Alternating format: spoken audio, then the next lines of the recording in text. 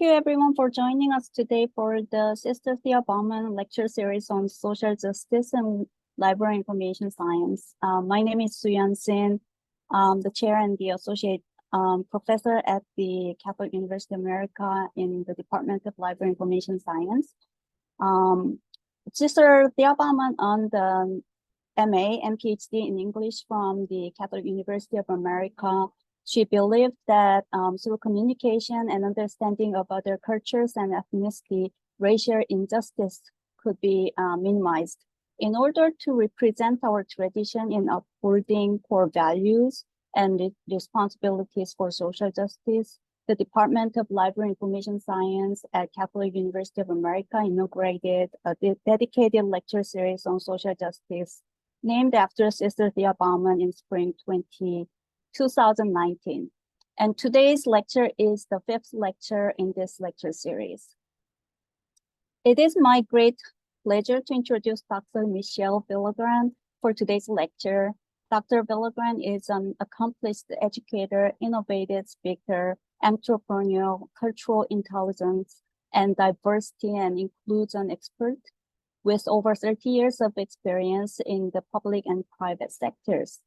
She is the recipient of several awards, including the 2023 American Library Association Social Responsibilities Roundtable, her Biblio Outstanding Leadership Award for Social Justice and Equality, the 2021 Reforma Librarian of the Year, and the 2021 Association for Library Information Science Education Norman Horak Leadership Award. As an assistant professor at San Jose State University School of Information, Dr. Villagran's research focuses on diversity and social justice in library information science and cultural intelligence phenomena within libraries. Additionally, Dr. Villagran serves as CEO of Cultural Co LLC, consulting in cultural competency, diversity and inclusion, conflict resolution, and emotional intelligence. Today, Dr. Villagran will talk on using the power of cultural intelligence to address critical societal needs in the LIS field. Without further ado, please welcome Dr. Michele Villagran for today's lecture. I'm talking to myself over here.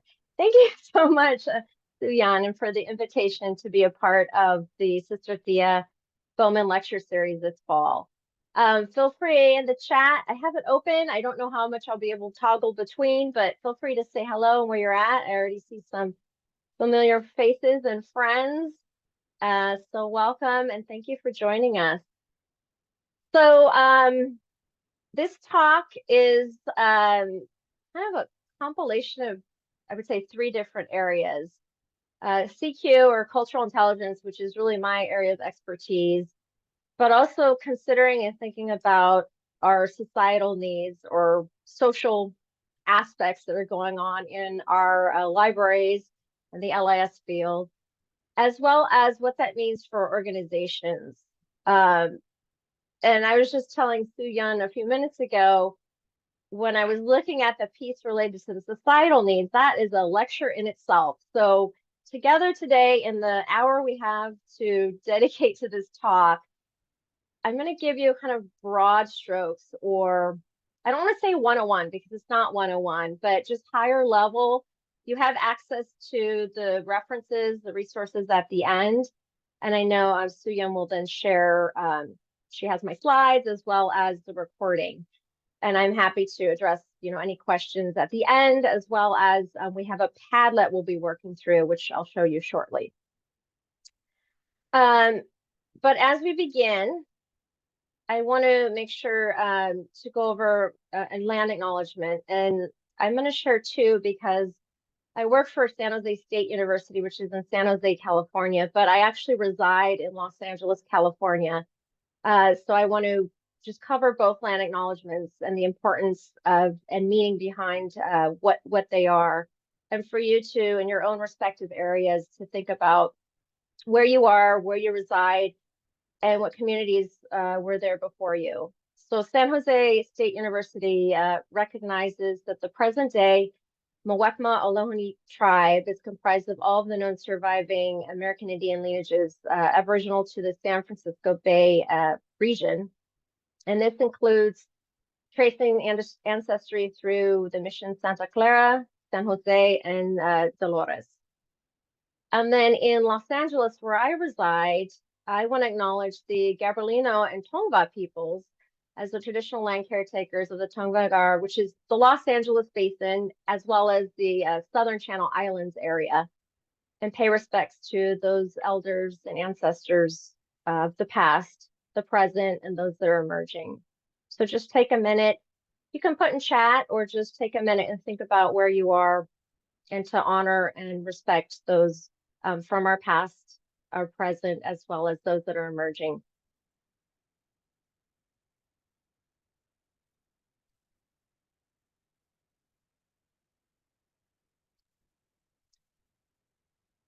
And so this is, I was thinking about this because it's really 3 talks in one. And agenda-wise, to kind of break it down, I'm going to put it into kind of 3 parts. One is around cultural intelligence. So we have a foundation and 2 aspects here. There's the individual, which most people, probably when you think of cultural intelligence, you think of your individual CQ, if you will, your cultural quotient. But there's also organizational cultural intelligence. So I want to talk about both and then give examples. And then think about what does that mean in society and what needs we face within library and information science.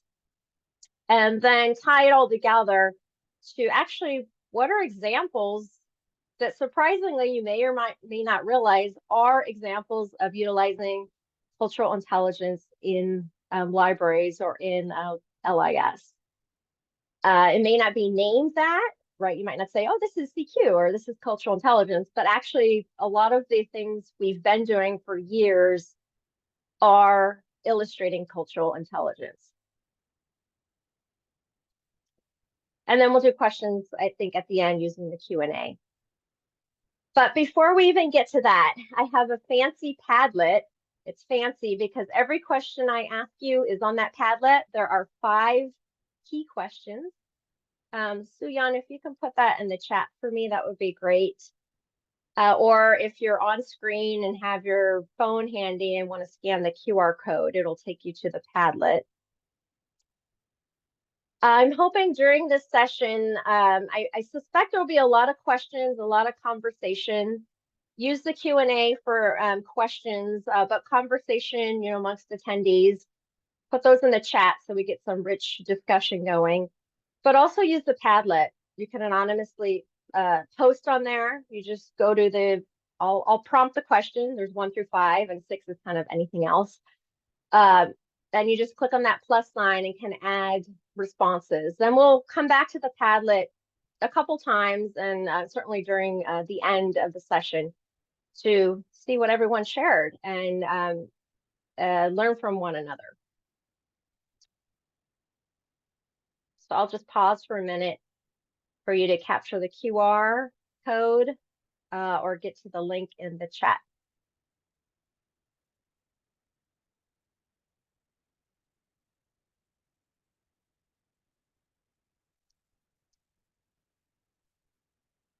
Okay, so let me move to cultural intelligence. And this actually is your first activity and the first question about, number 1, what do you think cultural intelligence is? So add that in the Padlet. And while you're thinking, I'm going to give you a little history, and we're going to go down kind of memory lane. I will tell you, I've been studying cultural intelligence since, I have to count back, 2008. My dissertation was on it. I'm a little obsessed with it.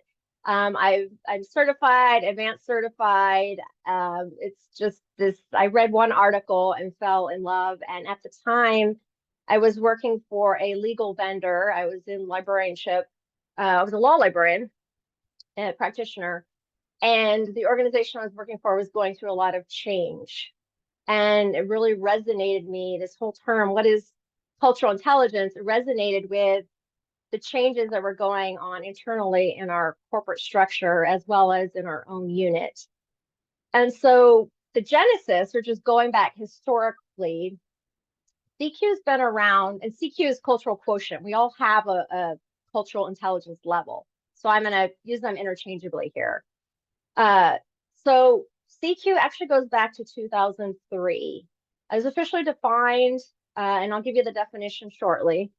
There's an author, I really love how this author explained the difference between cultural competence and cultural intelligence. I teach a course at San Jose that I created in fall 2020 on cultural competence and cultural intelligence. And in 2013, Kanagabutra Roberts, I hope I got the name right, explained, and I think really explained it well, and what the difference between the two is. And I don't have time to go through the whole difference right now, so we're going to focus on cultural intelligence. But I just want to mention this just so it's in your mind when you're thinking about cultural competence and cultural intelligence.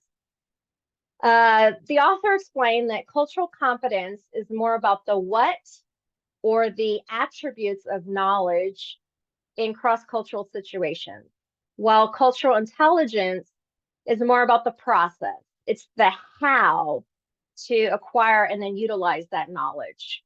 And I'll give you a model to look at, and then we'll talk about what libraries are doing in addressing societal needs.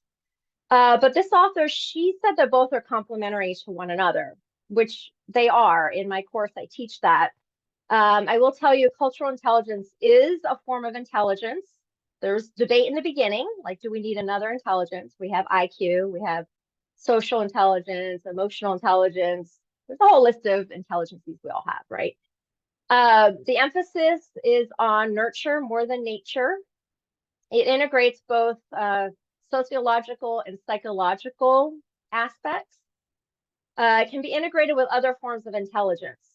So there's like this natural pairing if you think of even emotional intelligence or social intelligence. But the difference is it applies to any cultural context. So you can apply it if you are, say you work in a corporate library and it's an international organization you work for, or maybe it's a generational culture you're thinking about. And there's four main capabilities, which I'll show shortly. But the great thing is flexible. So we all can improve our own. And we're right here, we're talking about individual cultural intelligence. I should be more specific. As well as it's evidence-based. So there's a lot of literature dating back. There's an actual instrument that measures your own cultural quotient. And it's been validated in the United States and in Singapore.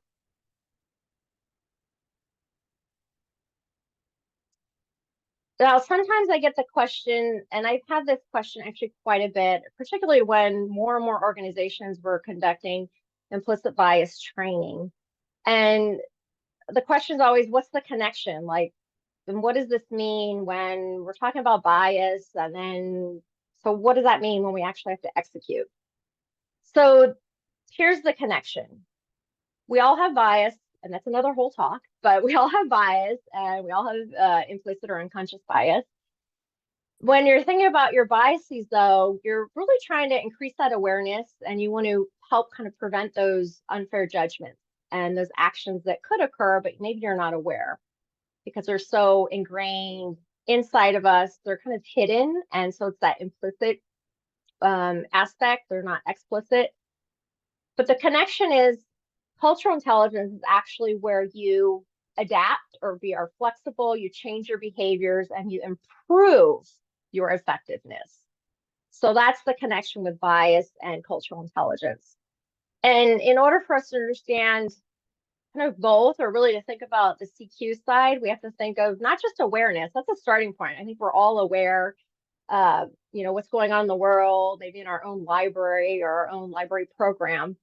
But then it's really identifying, pinpointing, figuring out specific items that we then need to take action on or make adjustments to. And so in our field, this requires looking at interactions, it requires looking at our relationships. And it's sometimes uncomfortable because we need to look at relationships with those that are different from us. And that is everyone, because there's not two Sue Yuns out there. There's not two Michele Villagrans out there. We're all unique and have differences, but we also have a lot of similarities. There's a whole host of lists of things related to cultural intelligence and why it's needed. These are just a few. And this goes way back when I got certified in 2011. I have to go way back. I don't remember when I got first certified. But things like trust, which is a very common element in any organization, whether it's trust between two employees, trust between your director and yourself, maybe trust between the larger organization and some of the things that are rolling out without being transparent about it. So there could be mutual distrust that occurs. Conflicts, another full lecture. I've done a lot of work with conflicts. I used to do mediations in the courts, and I have a degree in dispute resolution from Pepperdine. And there are so many different views on how to resolve a conflict. And a lot of people tend to think conflict is negative, but it can actually be a positive and can be an enriching process to come out with like creative solutions and really help your organization. Other things, contracts. If you are dealing with any vendors, I used to work for a vendor, understanding what a contract actually means. So is it what's on the dotted line, or is it this verbal contract we have? Of course, language and communication barriers are all over cultural intelligence. And I don't even know how many differing dialects we have around the world, but learning and practicing and understanding languages and really helping ourselves be better at communicating with one another is a piece of cultural intelligence. So these are just some aspects as to why it's needed, and all based on the literature. Now, let me give you the official definition. So in 2008, Engen van Dyne wrote an article specifically coming up with, here's the definition and then all of the components, and I'll show you the model momentarily. This is the official definition specific to individuals. And I'll tell you again, it's not just something that applies to ethnic differences, for example. CQ actually predicts effectiveness working across various cultural contexts. And everyone has a cultural intelligence quotient or a level, right? There's an instrument you can take and find out, and you can improve upon it. And I don't know to date how many have taken it around the world, but I know there's now more than, I think it's 2,200 certified, if not more. But the background around cultural intelligence, it was developed as a concept that was really an overarching framework to tie together numerous models, really based upon the application of Robert Sternberg's integrative theoretical framework, where he looked at different loci of intelligences. So he was really looking at these different aspects like metacognitive and specific pieces. And so cultural intelligence then represents kind of this qualitative approach to aspects of an overall capability to function and manage effectively in these situations we encounter. And here's the model. So if you take away anything today related to cultural intelligence, just remember this simple model. It's very simple. There's 4 elements. They all work together, like you all have all 4 sub, and within these 4, there's even sub dimensions under them. But just high level here, there's these 4 key elements. So you have drive, that's kind of your motivation, knowledge, strategy, and action. And action is what we want to get to. And the examples I'll show you at the end of some of the things libraries are doing are examples of CQ in action. May not, again, be labeled that, but it is actually CQ in action. And the interesting thing with cultural intelligence is that It's when we're stressed or when something happens that we are not prepared for. COVID is a wonderful example. That's when CQ like hits the road. That is when CQ is right there. Like we're operating every day, we'll just say during our daily tasks, we're probably using CQ and don't realize it.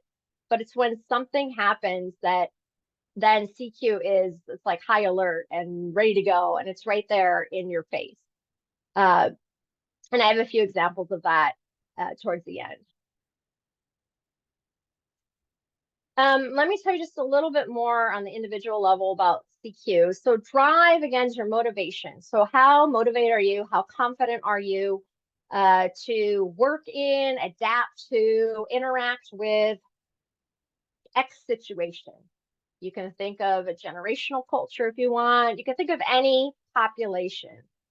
It seems like common sense, but I will tell you, drive is the most overlooked. It's one that it's kind of like, oh yeah, of course I'm motivated. Why wouldn't I wouldn't be in the profession if I wasn't? But it's really one that is critical because you have to have that confidence, you have to have that self-motivation to want to maybe serve that population. Knowledge, again, we're in the LIS profession, so this one is pretty, and I've had a lot of individuals take this assessment in the librarianship. This one, usually most individuals score pretty high because we have, access to tons of resources or nowhere to go to find these resources or nowhere to guide people to find these resources. So we can learn about differing cultural situations. We can go fact check, right? All of this, right? Information literacy. So we have this CQ knowledge. But then there's strategy. So this is when we have to then take some type of action where we're thinking about planning. And I think this might be an American, because there's a lot of aspects if you look at other cultures, but in our even Western culture society, we do not do a good job of taking that preparation time or that planning. We're good at let's get it out there, execute, roll it out. But then often it's after the fact that we are like, oh, why did that not work? Or what went wrong? Or now we got to fix it. Or now we have to retract the product if you're in, say, working for a vendor. So we need to take more time like in the strategy phase and really being strategic, planning accordingly, kind of fact checking even ourselves and seeing where we're at. Then to get to the actual action, which is where you might have to, or maybe you don't have to modify your own actions. So that's the kind of the overarching model. And now we're going to go to the Padlet in just a second. So make sure you're capturing some of your thoughts around cultural intelligence. Now, in 2019, I was a keynote speaker in Pennsylvania for Pennsylvania Library Association and published an article around the findings. And one of the questions I asked, well, is this important in your role? Like, should we even care about cultural intelligence? And majority that responded either believed it was very important, or I should say extremely important, or important to their role. And these were some of the findings as to why. So, being aware of cultural norms, it's a good way to provide safe and judgment-free place. It enhances our interactions with our patrons. It's a tool for those tense situations to help resolve conflict. It's a great tool to have when it comes to leadership roles. And when you need to be sensitive to the variety of cultures, maybe you don't identify with that culture. And so just being aware and sensitive to that culture, but also for linguistics purposes as well. And in 2006, Wang and Su, they found, which I thought this was interesting, this is in 2006, they found that there were no discussions nor application of cultural intelligence yet in library leadership development, even though cultural intelligence was identified as one of, if not the most important leadership attribute at the time. But that was in 2006. So things have changed and shifted. All right, so let's go to the Padlet. There's our lovely Padlet. I'm going to toggle out for a minute because I want to see what's in the Padlet. And I don't know if there's anything in the chat or Q&A, Suyan, that you might want to share. And let me know, can you see the Padlet? Yes, okay. Yes. Thank you. So I do see some things in here, and it is so small on my other screen.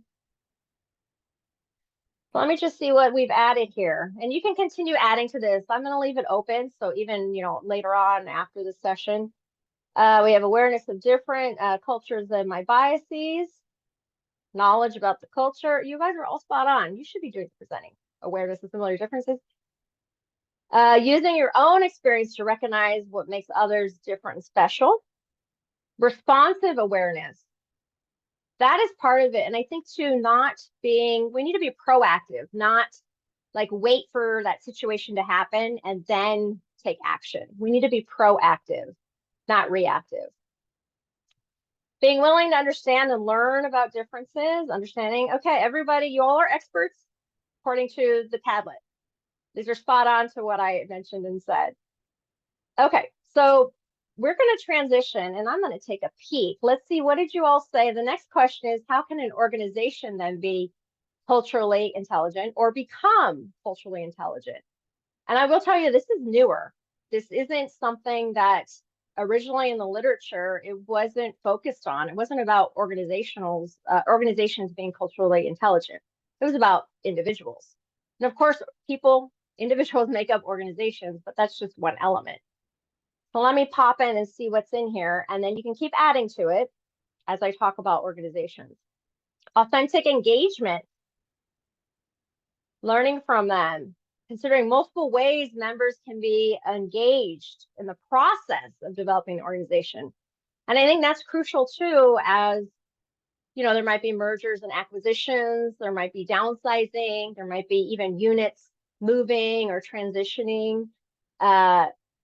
It's this game of change we're constantly in. And so we need to get used to kind of the change. It's not like where we're at today is not the forever permanent status. Removing structural barriers to prevent members from engaging in meaningful ways. Oh, I love that one. Maybe we can talk about what those barriers might be. Training members.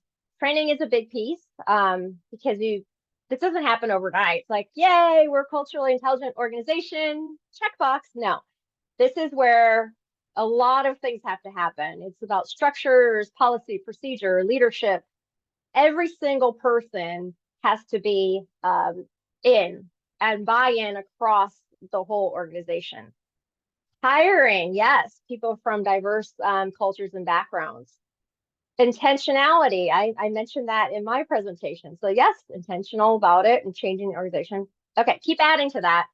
Let me go back to the presentation. Otherwise, I'll just hang out in Padlet and not continue. But we got to continue.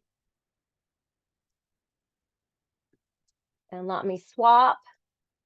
Okay, hopefully we're back to full screen, Suyan. Okay, thank you.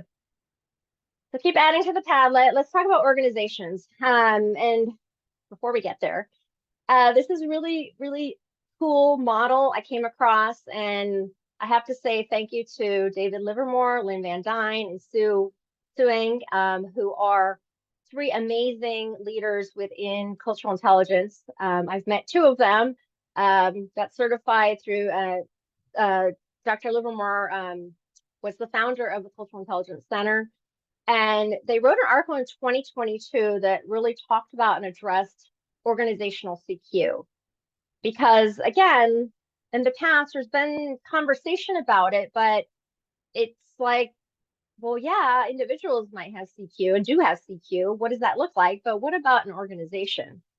And so there's this model, and I don't know if any of you have ever come across this, but I'm super fascinated now, and it ties a lot with change management.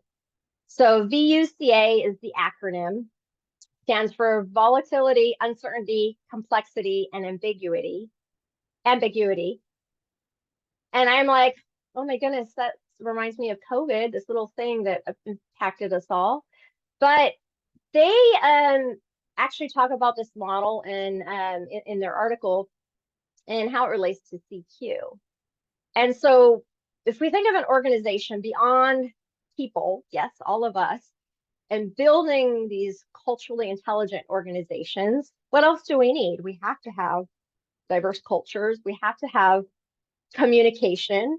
We have to behave in one way or another, right? We also have to have decision makers, policy procedure, our values, our perspectives, what our preferences are, like a whole host of things.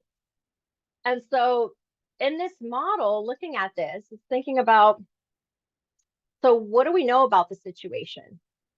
COVID is probably a terrible example to use for this because, things at the beginning we didn't know. And then fact checking, but also then how well can you predict results? And a lot of times when something happens, we might not be able to. We can come up with models and try to determine, best solution, but there might be things we don't know, or there might be a lot of factors that then play into what the resolution will be. So this model was really intriguing to me, and I need to do more follow-up, but I wanted to just share it with you all.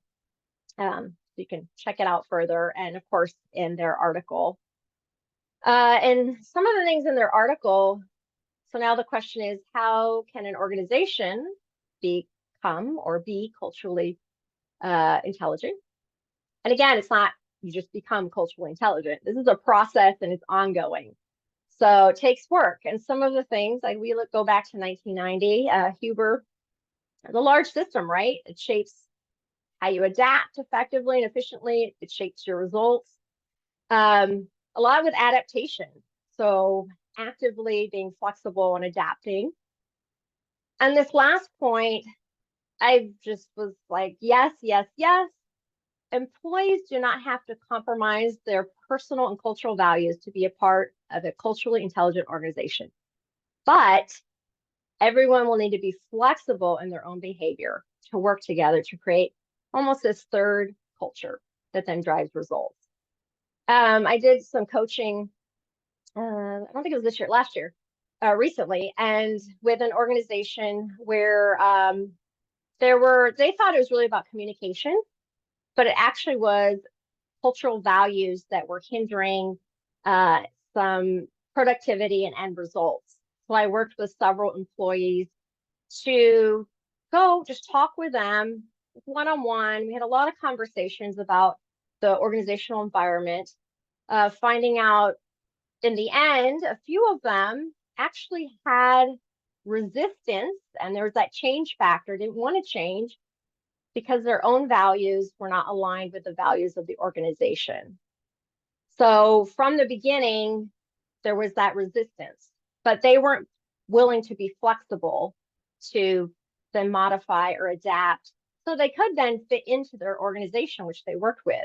And it was causing a lot of issues between employees and whatnot. And I think in the end, a few of them left. And then others decided, I need to really think about this and be flexible in my own behavior. So that resonated with me when I saw that, because I was like, this is exactly what organizations were going through. And for those that are students here, as you're thinking about jobs you might apply for or where you might go, thinking about if there is that, like, what's the point where you have to say no or it's not aligned? If it's not aligned, can you still work there, do your job, and consider some other aspects that might give you some flexibility? Prior to 2015, this was really interesting. There were only, at the time, this was prior to 2015, there were only 5 articles specific to cultural intelligence and organizational culture, specific. And they were all like before that, 2008 and previous. There's a lot about organizational cultures, a lot about cultures, right? But individuals at the time, they were looking at, prior to 2015, like, were there any models around CQ and organizational levels? And there were some proposals in the literature.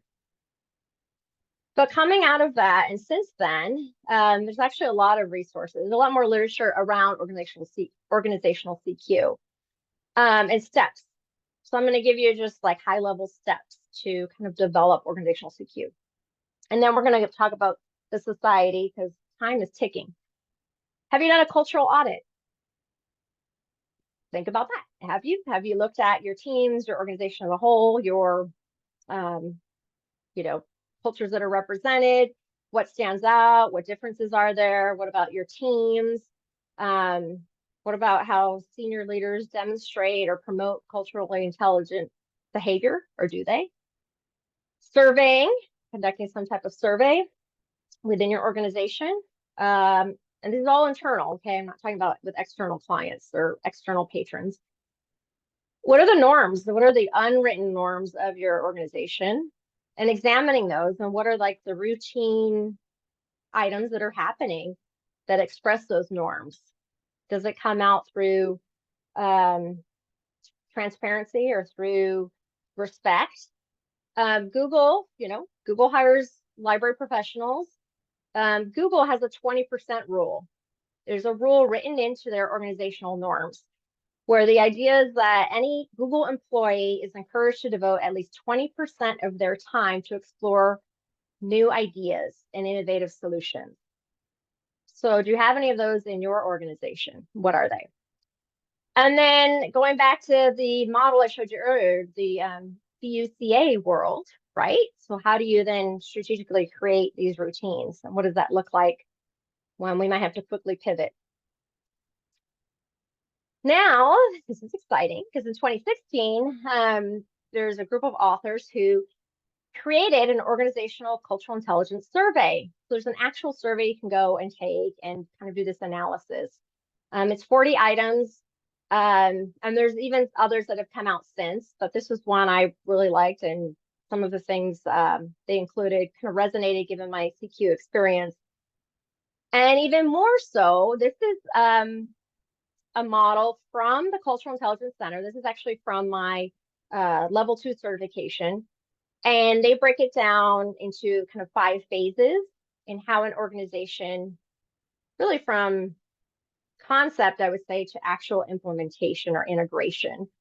This is kind of a whole process. You can't just do one thing and say, yay, I've done an audit, I've changed language, we have affinity groups or employee groups, we have these trainings, we're done. No, this is like an ongoing, and everyone needs to be a part of it. And you have to get buy-in.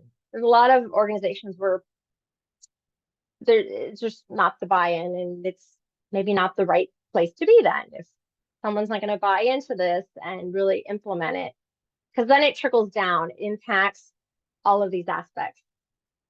Someone put on the Padlet about hiring and recruitment of diverse talent. Your customers, right? Who are your communities you're serving and how diverse they are? It's just the world we're in, how diverse it is, but also our leadership and the different aspects. So it's critical. It may be unpredictable at times, but we can do our best to kind of work towards it, thinking about these 4 aspects. So I'm not going to go to the Padlet. So we're going to transition because I want to keep the time flowing here to talk about society and the world we're in today, and even we were in yesterday, right? But now it's like there's so many things going on that impact us personally and professionally. And so on the Padlet, what do you think about when you think of societal needs or critical societal aspects that might impact your organization, whether you're in an academic library, you're in an LIS program, you're in a public library, you're at Google and working as a competitive intelligence analyst, or you're at a law firm working as their intellectual property librarian. So what does that mean to you? So add that in the Padlet. And I think this quote is my favorite of all time because there's also culturally intelligent decision making. And this quote came from Livermore Van Dyne and Eng's article about a wicked problem approach is well suited to cultural intelligence decision making. And what they mean by that, because I was like, oh, wicked problem. What's a wicked problem we're facing today? And there's, I think, so many. But a wicked problem is one that there's no clear right or wrong answer. and it cannot be solved through trial and error because of the risk. Like there's a lot of risk and we don't really know. It's kind of that unknown factor. But also you need to have a bunch of stakeholders involved. It can't just be, say, your C-suite or your 5 leaders. And there needs to be a rich understanding of what the actual problem is. So what is the actual problem? So tackling like at the core, what's the problem? And then working together to come up with solutions and including everyone in it, not just those, say, 5 people. COVID, this is my little COVID diagram in the background. Thank you, Adobe stock photos. COVID was a great wicked problem, and we had to approach it, and libraries had to be innovative, had to be creative. But it could be as simple, and I don't want to say simple because I experienced this in my law firm, where a pipe burst above the library. I was on the 35th floor, 36th floor, they were doing work, something with the pipe burst, and you have water now running through your law firm into the library. What do you do? And it's this problem of, okay, so what's the right answer? What's the wrong? Like, what do I do? You go into like tactical mode, right? But then also like trial and error and capturing everything, pictures, getting that all documented, having that for insurance purposes. So many things you don't learn in library school, but you learn on the job. And I don't want to say it's simple because that took like 2 years of my life, and it was great because we were really good at record keeping, and I was over records as well. And so we had documentation, great record keeping, everything, and we saved probably the law firm as well as the library a lot of money. But it's that wicked problem where we're like, oh, now I need to hit CQ has to come into effect. Now, when you think of societal needs, some of you might have thought of like Maslow's hierarchy of needs. It's common, it's been around since the 40s. It's very Western focused. It was developed, and all of the people that were involved in creation came from the West. So it doesn't necessarily look at other cultural backgrounds or aspects. But you might have thought of some of these things. You might have thought of safety, security, esteem issues. There's also through the UN, and IFLA has done some fantastic work. This might be a future, or should be, there's tons of talks, but like just looking at the UN Sustainable Development Goals. And I immediately thought of a lot of these. I'm in LA and in California, like the drought and fires, and then our unsheltered population and like the inequities that are occurring within our organizations. And then how at San Jose, like for food, providing food and housing security for students. So like all of these tie in with a lot of our goals in our organization. And thinking about, well, what's the one we want to tackle, or what's the priority for us right now in and it might be different for different libraries. And then here's another list. Like the list can go on and on. This was my list. I was like, I was just jotting down. So what am I thinking about when I think of societal needs specifically? And these are the ones that came to mind just immediately. And then I said, let me go check the news. The news told me a lot. Libraries are the new front line in America's mental health crisis. School libraries are incorporating reading with exercise. Public libraries, step up. This is for food insecurity, as food insecurity rises. And that was during COVID, or after COVID, the article was, but even during COVID. And this was about the digital divide and what libraries are providing with bringing digital cultures into the libraries to build communities and help kind of bridge that divide. This was today, just like 3 hours ago, in Brooklyn. New affordable housing development is built on top of a public library. So combining the public library with affordable housing, I was like, okay, we need this in our communities. And then I went to California and I was like, oh, okay, heartbreaking, and we have so many disasters nationwide, all over the world. And all of these examples I gave are only US, but certainly across the world as well. Droughts, fires, storms, everything going on, but how libraries are the answer. And if you're faculty in an LIS program, you are instrumental in impacting and helping your students who will then be out in the workforce managing these types of disasters.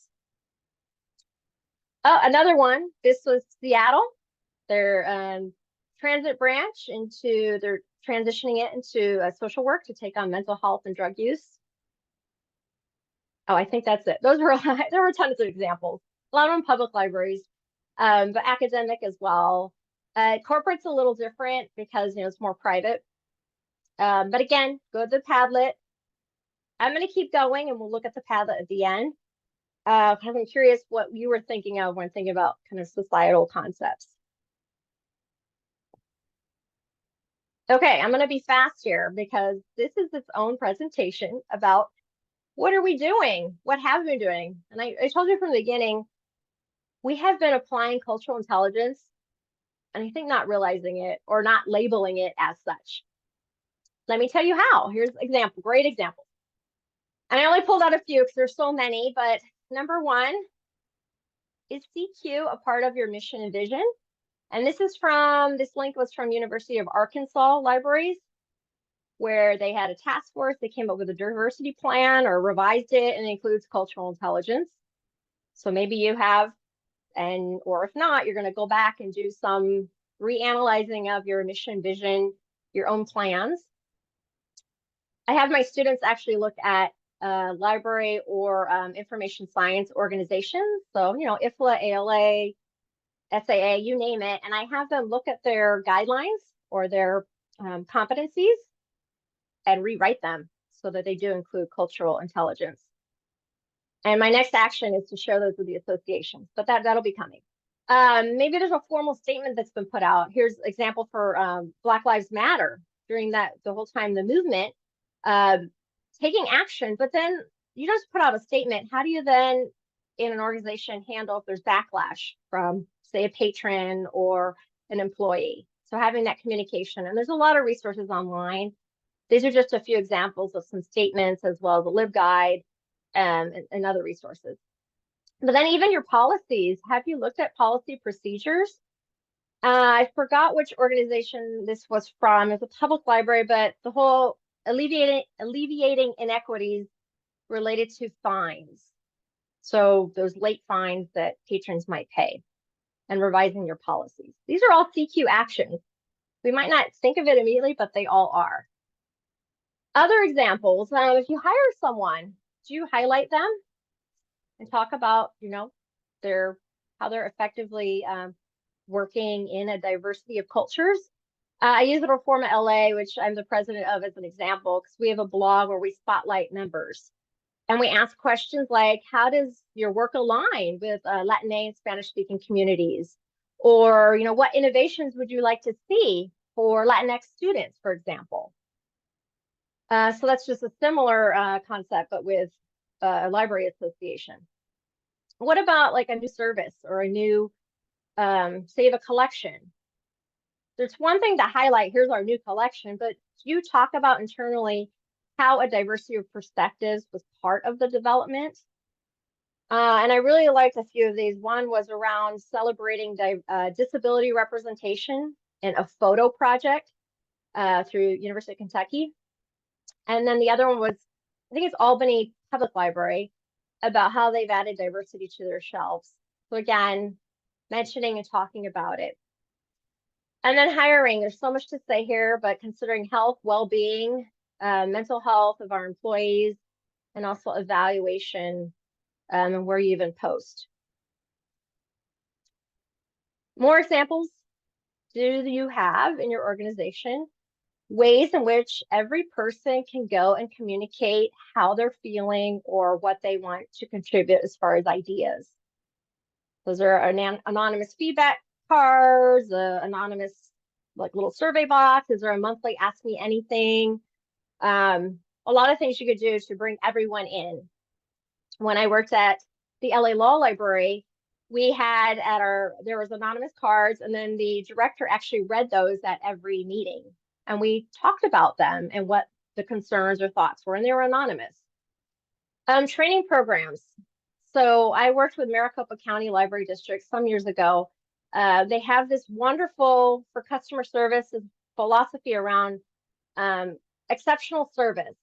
And they have trainings and all of these aspects. I really focused on the EDI piece, which was then tied in with this. It was a separate piece that they tied in. But they have a great model if you're thinking of like a training program around exceptional customer service. Those are just some examples. I know there's more.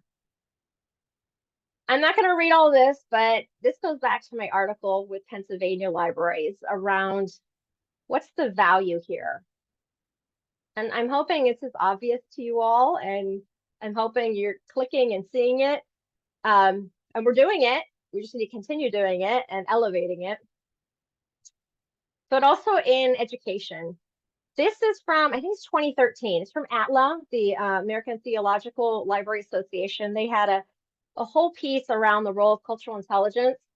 And this was a diagram they shared around educational institutions.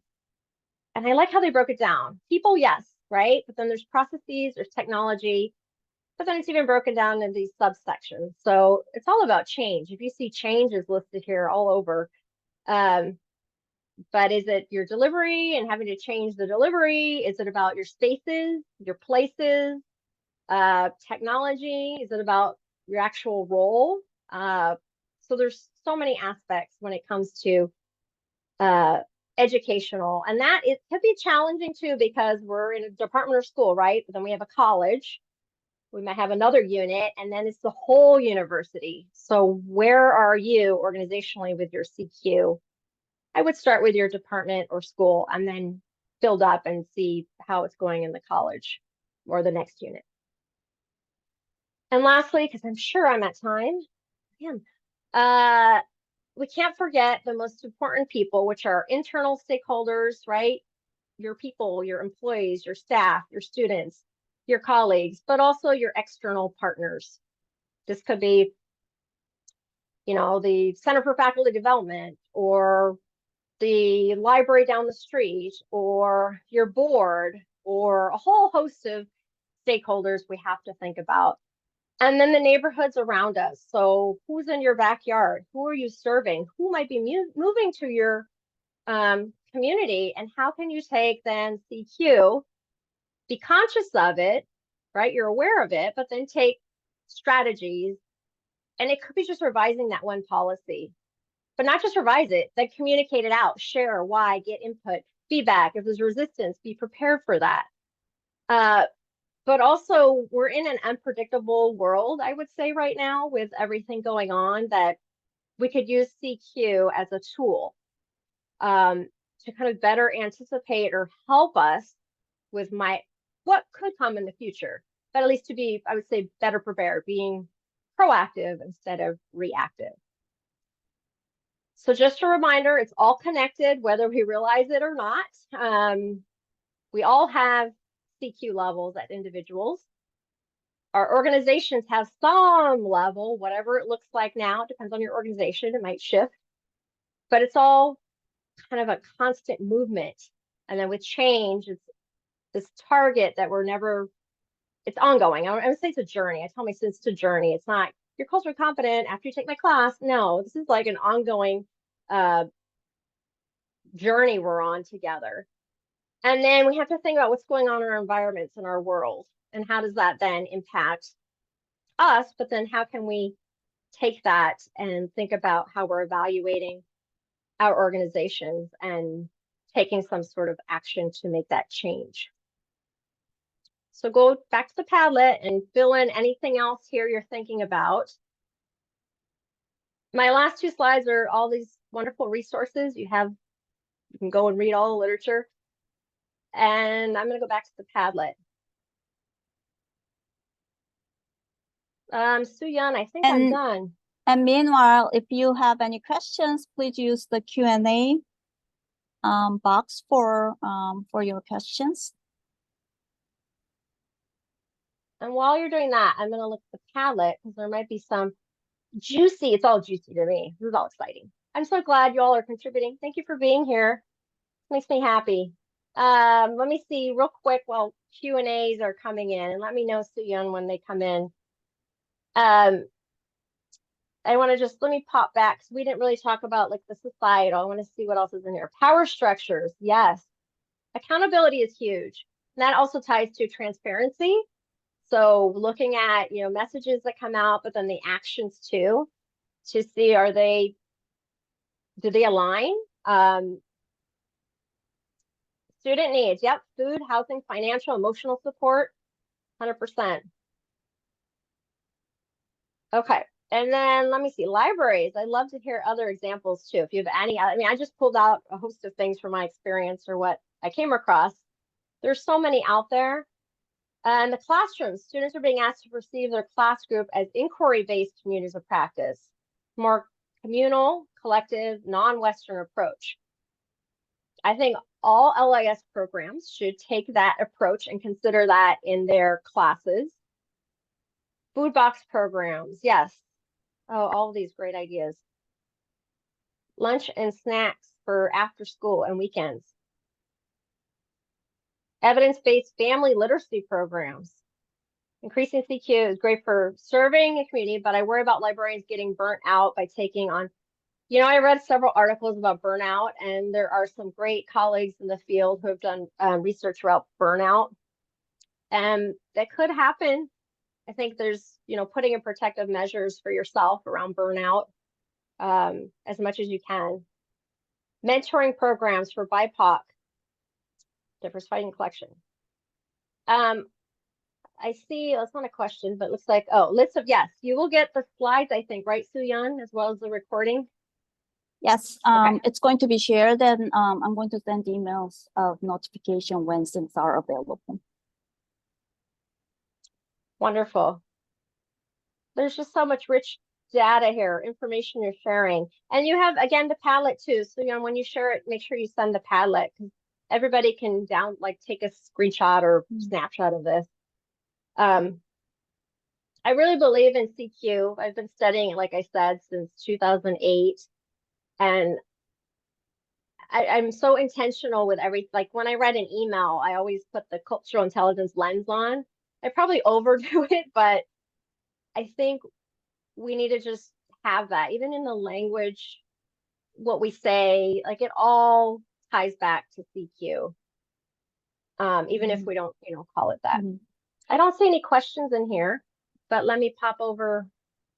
I think everyone's contributing to Padlet a lot, and I think it really helps us brainstorming the our ideas and thinking surrounded with these points that you gave us today in the presentation. It helped me also think a little bit differently. I've had these ideas, but never in a structured way, and I think your presentation helped me think that way, and what's really helpful in that perspective.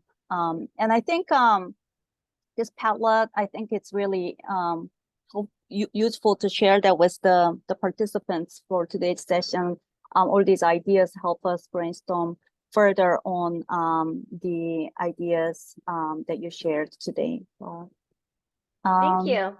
And I'll put my email in the chat if anybody wants to capture it. Though I'm sure you could ask your neighbor here because I see a lot of familiar friends and faces. I will be checking on you, Joanna. I'll be checking on you, see what you're doing at SFPL. Who else? Melissa, hi. Africa. We have all these friends here. But yes, for all of you, I look forward to hearing, what, if you do something like a next action out of this presentation, please just send me an email, let me know, hey, I tried this, or I'm proposing this to my director or whomever. And I just love to hear what's going on and how you're trying to apply it, because like there is no limit here. And especially with so many societal concerns we have, that it's an opportunity for all of us. Thank you so much for the very motivating presentation, and I hope everyone finds this helpful to think around this topic for your future career or at your work.